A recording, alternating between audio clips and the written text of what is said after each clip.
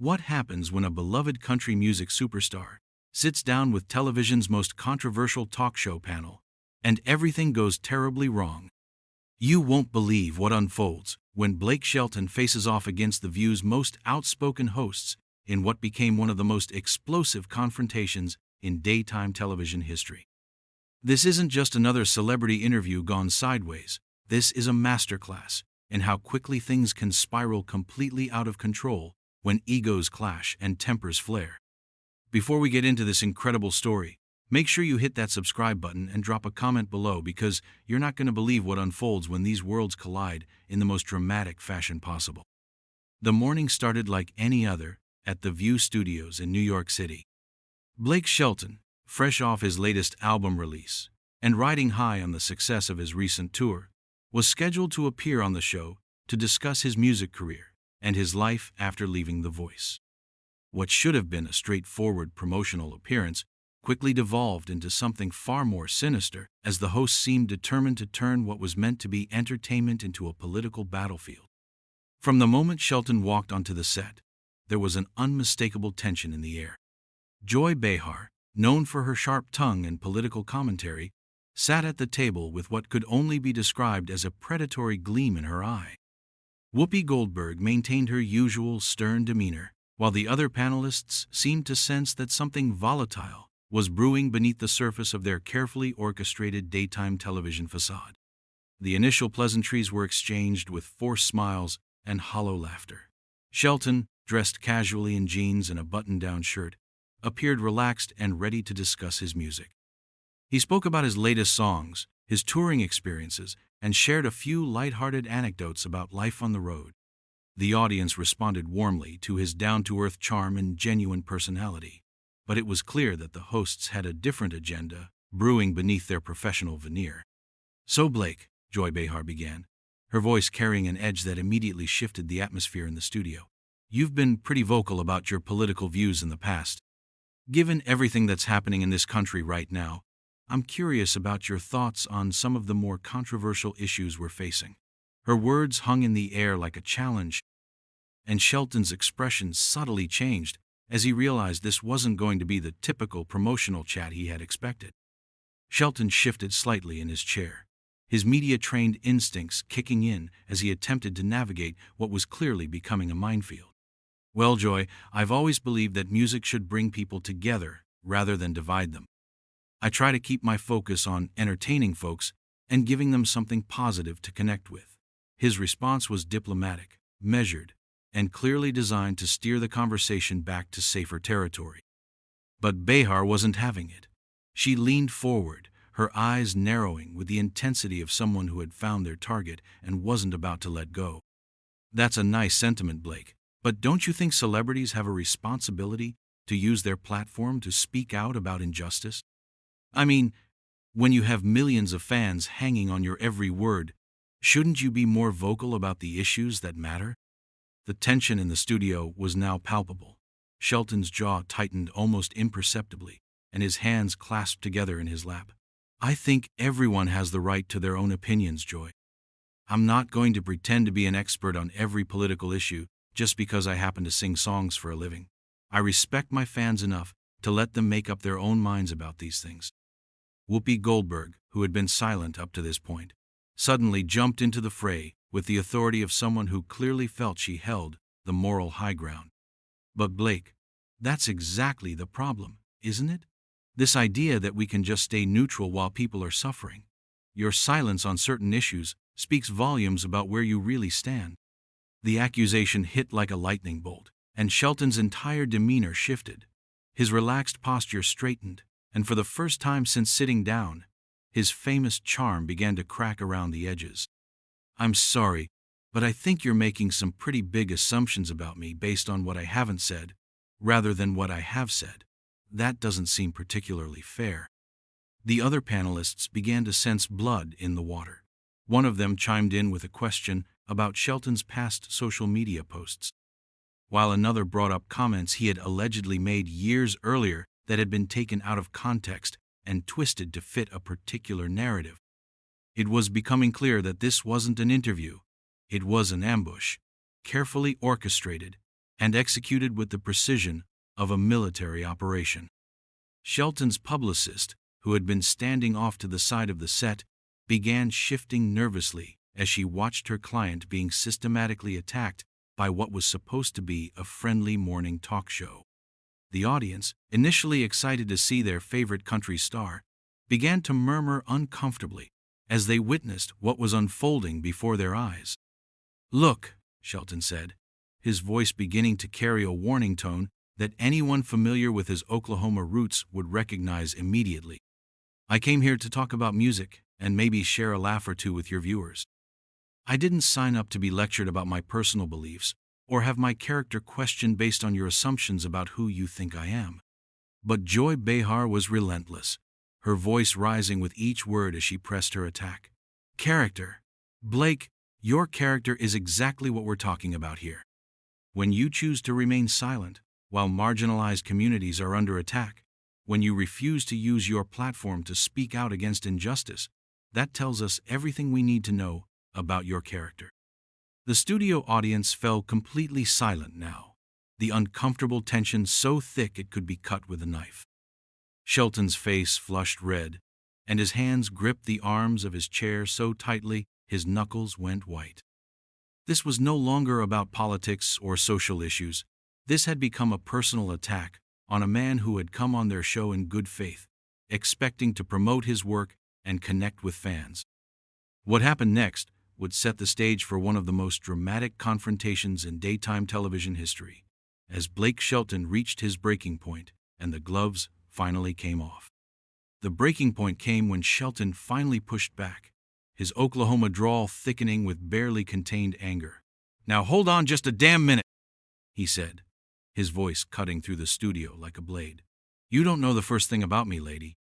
You sit here in your little bubble, making judgments about people you've never met, thinking you're some kind of moral authority. That's rich coming from someone who makes a living tearing people down on national television." Joy Behar's face went crimson, her liberal sensibilities apparently offended by the very suggestion that her motives might be questioned. "Excuse me? I'm holding you accountable, Blake. That's what journalists do. We ask the hard questions that your adoring fans won't ask." Her voice dripped with condescension as she leaned back in her chair with the smugness of someone who believed she had the moral high ground firmly secured. But Shelton wasn't backing down anymore. The facade of the polite, media-trained celebrity had completely evaporated, replaced by the authentic voice of a man who had been pushed too far. "Journalist, is that what you call this? Because from where I'm sitting, it looks more like a coordinated hit job. You invited me here under false pretenses, and now you're trying to bully me into saying what you want me to say so you can go viral on social media."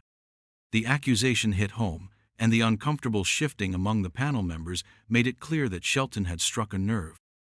Whoopi Goldberg tried to regain control of the situation, her voice taking on that authoritative tone she was famous for. "Blake, nobody's trying to bully you. We're having a conversation about responsibility and using your platform for good. If that makes you uncomfortable, maybe you should ask yourself why." Shelton's laugh was bitter and humorless. "Responsibility? You want to talk about responsibility? How about the responsibility to treat your guests with basic respect? How about the responsibility to have an honest conversation instead of setting up some kind of political gotcha moment? You're lecturing me about using my platform while you're using yours to ambush people who don't share your worldview." The tension in the studio had reached a fever pitch. The audience sat in stunned silence, some looking genuinely uncomfortable, as they witnessed what was supposed to be light entertainment turn into something far more ugly and personal. The cameras continued rolling, capturing every moment of what was rapidly becoming a train wreck of epic proportions. Another panelist, sensing an opportunity to pile on, decided to join the attack. "Blake, I think what we're trying to understand is how someone with your influence can claim to care about people while remaining silent on issues that directly affect their lives. Don't you see how that comes across as hypocritical?" Shelton's eyes flashed with genuine anger now. "Hypocritical? You want to know what's hypocritical? Sitting here pretending to care about people while you systematically try to destroy anyone who doesn't toe your political line. You talk about marginalized communities. But what about the millions of Americans in small towns and rural areas whose voices you completely ignore and dismiss? What about their struggles and their perspectives? The question hung in the air like a challenge, and the uncomfortable silence that followed spoke volumes about the panel's inability to acknowledge any viewpoint outside their own narrow worldview. Joy Behar recovered first, her voice now openly hostile. "Oh, so now we're playing the victim card?" Poor Blake Shelton, the multi-millionaire country star who's being oppressed by mean liberal women asking him tough questions. The mockery in her voice was unmistakable, and it was exactly the wrong approach to take with someone who was already feeling cornered and attacked. Shelton's face went stone cold, and when he spoke, his voice carried a quiet intensity that was somehow more threatening than any shout. "You know what, Joy? You just showed everybody exactly who you really are. This isn't about politics or social justice or any of the high-minded principles you claim to represent. This is about you feeling superior to people you consider beneath you." Whoopi tried once again to regain control, but her efforts only served to escalate the situation further. "Blake, I think you're being unfair. We're not attacking you personally. We're questioning your positions on important issues." But her words rang hollow after the obvious personal attacks and condescending tone that had characterized the entire exchange. Shelton shook his head in disgust. "Unfair, lady? You've been attacking me personally since the moment I sat down. You've questioned my character, my integrity, and my values based on nothing more than your own prejudices and assumptions. And now you have the nerve to claim this is some kind of legitimate journalistic inquiry?" The situation was spiraling completely out of control now, with both sides dug in and no sign of anyone backing down. The producers in the control room were undoubtedly having panic attacks as they watched their show descend into chaos, but the cameras kept rolling, capturing every uncomfortable moment for posterity.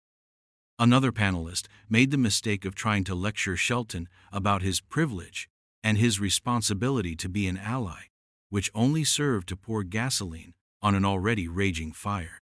Shelton's response was swift and devastating.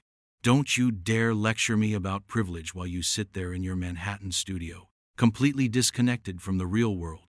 You want to talk about responsibility?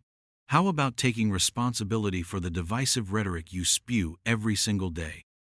How about taking responsibility for contributing to the very polarization you claim to be fighting against?" The accusation clearly stung, and Joy Behar's mask finally slipped completely as she abandoned any pretense of professionalism. "You know what your problem is, Blake? You can't handle being challenged. You're so used to having your ego stroked by your fans that you can't deal with anyone questioning your comfortable little worldview." It was a devastating personal attack, delivered with venom and designed to wound. But instead of backing down, Shelton leaned forward in his chair, his eyes locked on Behar's with laser-like intensity. "My problem, lady, my problem is that I trusted you people to have an honest conversation, and instead I walked into an ambush. My problem is that I gave you the benefit of the doubt when I should have known better." The confrontation had reached a point of no return, with both sides now openly hostile and any pretense of civility completely abandoned. What happened next would shock everyone in that studio and create a moment that would be replayed and analyzed for years to come. Joy Behar, perhaps emboldened by what she perceived as support from her co-hosts, decided to deliver what she clearly intended to be the killing blow. "You know what, Blake? Maybe the problem isn't that we're asking tough questions. Maybe the problem is that you just can't handle the fact that your time is up. Country music is changing. America is changing. And maybe there just isn't room for people with your outdated views anymore." The words hit the studio like a physical blow. The audience gasped audibly, and even some of the other panelists looked uncomfortable with how far Behar had pushed things. But she wasn't done yet. "Maybe it's time for you to step aside and let artists with more progressive values take center stage. Maybe your fans deserve better than someone who's stuck in the past." For a moment, the studio fell completely silent. Shelton sat perfectly still, his face a mask of controlled fury as he processed what had just been said to him on national television. The insult was so profound, so personal, and so completely unprofessional that even the seasoned television crew seemed stunned by the audacity of it. When Shelton finally spoke, his voice was deadly quiet, but every word carried the weight of absolute conviction. "You know what, Joy? You just proved everything I suspected about you and this entire show. You don't care about having real conversations. You don't care about understanding different perspectives. You just want to tear people down who don't fit into your narrow little world view." He paused, looking around the table at each of the hosts with undisguised contempt. "You talk about progress and change, but what you're really talking about is silencing anyone who doesn't think exactly like you do. You've turned what should be a platform for open dialogue into a weapon for attacking people whose only crime is being different from you." Whoopi Goldberg, sensing that things had gone too far even by their standards, tried to salvage the situation with damage control. "Blake, I think emotions are running high here. Maybe we can take a step back and—" But Shelton cut her off with a sharp gesture. "No, Whoopi, we're way past that point now. Your colleague here just told me on national television that there's no place for people like me in America anymore. She just told millions of viewers that my fans deserve better than me. So let's not pretend this is about emotions running high. This is about showing your true colors." The tension in the room was so thick it was suffocating. The audience sat in stunned silence, many of them clearly uncomfortable with what they were witnessing. This had gone far beyond entertainment, or even heated debate. This had become a character assassination attempt, playing out in real time. Joy Behar, rather than backing down or attempting to defuse the situation, doubled down on her attack. "Well, maybe if the shoe fits, Blake. Maybe if you're feeling attacked, it's because you know deep down that what I'm saying has some truth to it. Maybe it's time to examine why you're so defensive about your beliefs." That was the final straw. Shelton's composure, which had been hanging by a thread, finally snapped completely. He stood up abruptly, his chair scraping loudly against the studio floor, the sound echoing through the dead silence like a gunshot.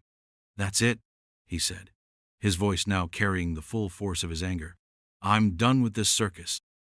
I came here in good faith to talk about my music and connect with fans, and instead, I walked into a planned ambush by a group of bullies who think they're morally superior to everyone else." He began removing his microphone, his movements deliberate and controlled despite his obvious fury. "You want to know what's really outdated? It's this idea that you can treat people like garbage and then hide behind some noble cause to justify your behavior. It's this notion that disagreeing with you makes someone a bad person who deserves to be publicly humiliated." The host sat in stunned silence as Shelton continued his devastating critique. "You talk about values and responsibility, but where are your values when it comes to treating your guests with basic human decency? Where's your responsibility to have honest, respectful conversations instead of orchestrating hit jobs?" As he tossed his microphone onto the table, the sound reverberated through the studio like a declaration of war. "You know what the real tragedy is here? You had an opportunity to bridge divides, to actually bring people together through genuine dialogue. Instead, you chose to use your platform to bully and attack someone who came here with an open heart." Joy Behar, perhaps realizing that she had pushed things too far, attempted a weak response. "Blake, if you can't handle—" "No," Shelton interrupted, his voice cutting through her words like steel. "You don't get to spin this. You don't get to make this about me not being able to handle criticism. This is about you showing the entire country exactly who you really are underneath all the righteous rhetoric." He looked directly into the camera, speaking now to the viewers at home rather than the hostile panel surrounding him. "Folks, what you just witnessed here is everything that's wrong with our national conversation right now. These people invited me here not to have a discussion, but to try to destroy me for the crime of thinking differently than they do." The power of the moment was undeniable. Here was a man who had been systematically attacked and degraded, turning the tables and exposing the toxic behavior of his attackers with calm, devastating precision. The hosts, who had seemed so confident and righteous in their assault, now appeared small and petty in comparison. "The really sad part," Shelton continued, his voice now carrying a note of genuine disappointment, is that there are real issues facing this country that deserve serious discussion. But instead of having those conversations, you'd rather score cheap political points by tearing down anyone who doesn't conform to your worldview. As he began to walk away from the table, the full impact of what had just happened began to sink in. This wasn't just a celebrity having a bad interview. This was a powerful moment of pushback against the culture of attack journalism that had become so prevalent in modern media. "You know what's not outdated," Shelton said, turning back for one final shot. "Treating people with respect, having honest conversations, building bridges instead of burning them. Those values will never go out of style, no matter how hard you try to shame people for holding them." With that, Blake Shelton walked off the set of The View, leaving behind a panel of stunned hosts, a shocked studio audience, and a moment of television that would be talked about and analyzed for years to come. The man who had entered the studio as a guest promoting his music left as someone who had struck a blow for dignity and respectful discourse in an increasingly hostile media landscape. The silence he left in his wake spoke louder than any words could have about the profound impact of what had just transpired in that New York studio.